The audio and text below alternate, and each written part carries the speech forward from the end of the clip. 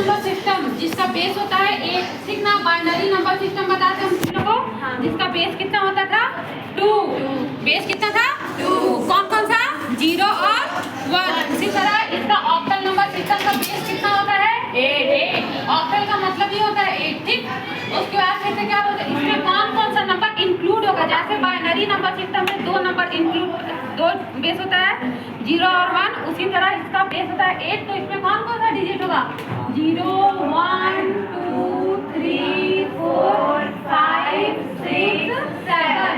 अब तो काउंट कर तो 0 से लेकर 7 तक 8 डिजिट हो गया। तो बेस 8 हो गया, ठीक। इसमें अगर हम लोग कोई भी क्वेश्चन अगर देंगे तो 0 से लेकर 7 तक का नंबर ही होना चाहिए, उससे आगे का नंबर नहीं होना चाहिए। जैसे यहाँ पे एग्जाम्पल एक हम तुम लोग को बताते हैं, क्या है 3, 4 और 5। इसका बेस है 8, ठीक। बेस 8 हम बताए हैं, बेस 8 बताए हैं, तो इसका बेस कितना हो गया 8 हो गया, ठीक। इससे पहले हम लोग क्या करते थे, बाइनरी नंबर सिस्टम में 2 से मल्टीप्लाई करते हैं, क्योंकि उसका बेस कितना था 2 था, ठीक। लेकिन इसका बेस 8 है, तो हम लोग को किससे मल्टीप्लाई करना है 8 से। कभी भी 8 का पावर अगर 0 रहेगा तो कितना होगा, इसका वैल्यू 1 होगा, ठीक।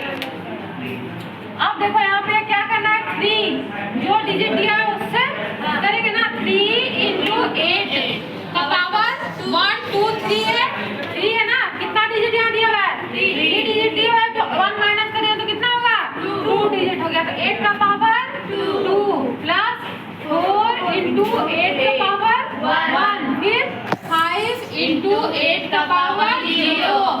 अब 3 × 8 का पावर 2 है, तो 8 जा 64। 8 × 8 करेंगे तो कितना होगा 64, ठीक। फिर 4 × 8 का पावर 1 कितना होगा 8। 5 × 8 का पावर 0 है तो 0।